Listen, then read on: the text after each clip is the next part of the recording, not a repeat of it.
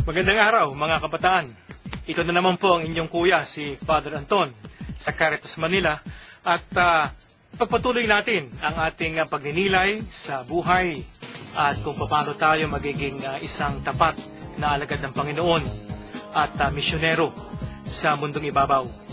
Sa mga nakaraang pagtitipon natin ang ating pinagnilayan ay tungkol sa kahalagahan ng servant leadership na itinutulad tayo sa ating Panginoong Hesus. Sa Matthew 10:45, ang ating Panginoong Diyos na nagpunta sa lupa hindi upang paglingkuran, ngunit upang maglingkod at maghandog ng kanyang sarili para sa iyo, para sa akin, para sa ating lahat. Kaya palagi tayong may pag-asa sapagkat mahal tayo ng Diyos, buhay ang Diyos, at kasama natin ang Panginoon. At kung naalala nyo, sabi ko nga sa inyo, bilang isang servant leader, bilang isang kabataan, hinahamon na tayo maging isang lingkod ng Diyos. Mahalaga yung tatlong aspeto ng servant leadership. Yung maging responsable ka sa buhay mo, personal responsibility, napakahalaga niyan.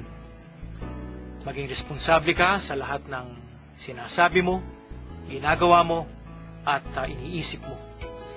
Pangalawa, other than personal responsibility, yung pong sinabi ko sa inyo, mga kabataan, yung kahalagahan ng moral integrity.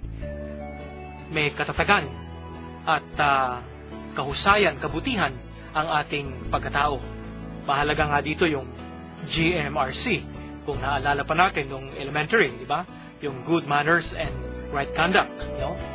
At ang pangatlo, na nais kong bigyan ng diin sa sandaling ito, yung tinatawag nating social commitment with the poor, no? With society, bilang mga kabataan na pag-asa ng lipunan at napakahalaga sa puso at kalooban ng Diyos.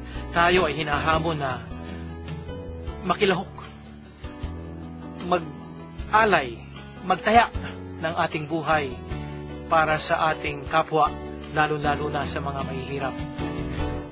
Kala mo sa mga kabataan, meron sa inyong napakahalagang aspeto na huwag sanang mawala sa inyong pag-edad sa mundong ito, yung tinatawag na idealism. No? Yan po ay napakahalaga sa isang kabataan. Sabi nga nila, pag nawala daw ang idealism, ang papalit ay materialism. No? Kaya marami tayong kilala at pag tumatanda, lalong nagiging matapobre, sakim, no? Corrupt. No? Sabi nga nila meron nga isang pare nagkwento no? Ewan ko lang kung narinig nyo na yung kwentong ito ng isang pare nang ineksyum daw si Padre Pio, no? Sa kanyang kabaong, siya'y nakitang incorruptible, no? Hindi siya nabulok, hindi siya naagnas. Si Padre Pio, isang santong Franciscano, no? Meron taong ganyan no? Dahil kahit po sila patay na, no? Hindi sila nabubulok dahil sa grasya ng Diyos, bunga ng kanilang kabanalan. Kaya ang tawag sa kanila ay incorruptible. Kaya lang sa Pilipinas, marami tayong kilalang politiko, buhay pa, corrupt na. No?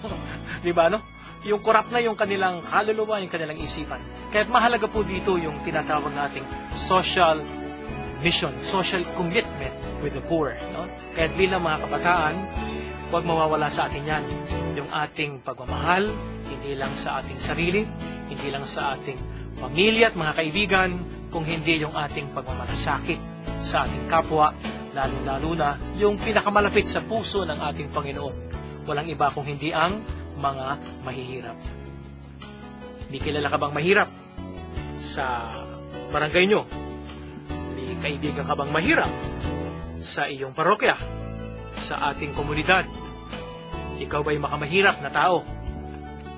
Huwag mawawala yan, sapagkat sabi nga sa Matthew 25, no? Ano man gawin mo, ano man ang gawin mo sa mga mahihirap, sa mga maliliit, ay ginagawa mo sa Panginoon. Kaya bilang kabataan na Katoliko at nakasama dito sa ating Wislet, no? Aming dinodoktrinahan kayo na magmalasakit tayo sa ating kapwa, magkaroon tayo ng social commitment with the poor. At ang mahalagang katuruan ng simbahan sa kanyang panlipunang responsibilidad ay yung tinatawag nating Catholic Social Teaching. Catholic Social Teaching, CST. Narinig nyo na ba yan? Narinig nyo na sa sermon ng pare? o sa pagtuturo ng Caritas, SSDM, narinig nyo na ba ang CST? O baka ngayon nyo lang narinig yun? O baka alam nyo MRT? No, iba yung MRT, no? Ito naman yung CST, no? Ito yung katuruan ng simbahan sa kanyang panlipunang pananagutan, no? Ito'y nalikom at itinuturo ng simbahan sa nakaraang 100 taon. Since 1898, no, nagkaroon ng formal teaching ang simbahan tungkol sa kanyang social engagement with the world, no? Sapagkat mahalaga na tayo ay nakikisangkot sa mundo. Diba sabi nga sa Bible, tayo ay light of the world, no? Salt of the earth. Bilang Kristiyano, tayo daw ay ilaw, asin, libadura ng mundo. No? Kailangan nating baguhin ang mundo, ang kapalpakan ng mundo, ayon sa plano at paghahari ng Diyos. Ang kaligtasan ay hindi lang pangkaluluwa. Ang kaligtasan ay kasamang katawan, no? Integral ang pagliligtas ng Diyos. At hindi lang ang ating sarili. Nais ang Panginoon iligtas ang ating pamilya, ang ating lipunan, ang ating mundo. Sapagkat lahat ay nilikha ng Diyos at nais niyang baguhin ang lahat. Kaya nga sabi sa Revelations chapter 21, pag dumating si Jesus, babaguhin niya ang lahat ng bagay ayon sa paghahari ng Diyos. Kaya sa Catholic social teaching, inahamon tayo na lumabas sa ating comfort zone. No? Tayo ay maistorbo, tayo makonsyensya, no? At makisangko tayo sa nangyayari sa politika, siyempre sa politika, mahalagang politika sa pagbabago ng lipunan. Makiisa tayo sa kabuhayan ng ating kapwa, makiisa tayo sa pag-uugali ng ating lipunan, at lalo-lalo ngayon, makiisa tayo sa nangyayari sa ating kalikasan. Yan ang napakahalagang hamon ng Catholic social teaching. Makisangkot ka sa nangyayari sa iyong kapaligiran. Diyan nagniningning, diyan kumikintab, diyan kumikinis, diyan dumadalisay ang ating pagiging Kristiyano. No? We are the light of the world and salt of the earth. Kaya mahalaga itong Catholic social teaching. At sa nakaraang 100 years, merong 12 Catholic social teachings na tinatawag nating official teachings sa simbahan. Nagsimula ito noong 1898. Buhay ka na ba noon? No? Buhay na ba ang lolo mo noon? No? 1898. Ito'y sinimula ni Pope Leo XIII. Ang kanyang social teaching, yung tinatawag nating Rerum Novarum. No? Yung kahalagahan ng manggagawa at paggawa. At ang huling-huli, itong 1998, sigurado baka buhay ka na noon, 1998, yung kahuli-hulihan, yung Centesimus Annus, no? Na ginawa ni Pope John Paul II, no? Yung ating paboritong Papa. No? Ang Catholic social teaching ay nag-ooperate sa tatlong level. Yung tinatawag nating see, judge, and act. No? Pagninilayan natin yan sa mga susunod nating pagtitipon. See, judge, act. Yan ang operational mechanics ng Catholic social teaching. Ano yung see? No, tingnan mo sa pamamagitan ng iyong mata, ng iyong pandinig, ng iyong pakiramdam. Tingnan mo ang nangyayari sa iyong kapaligiran. Nangyayari sa ating barangay. Ano nangyayari sa ating syudad? Ano nangyayari sa ating bayan, sa ating mundo? Sa politika, sa economics, sa culture, sa environment, no? Ano nangyayari? No? Kaya nakaugat ang Catholic social teaching sa realidad, no? Sa katotohanan. Yan ang unang-unang mechanics ng Catholic social teaching.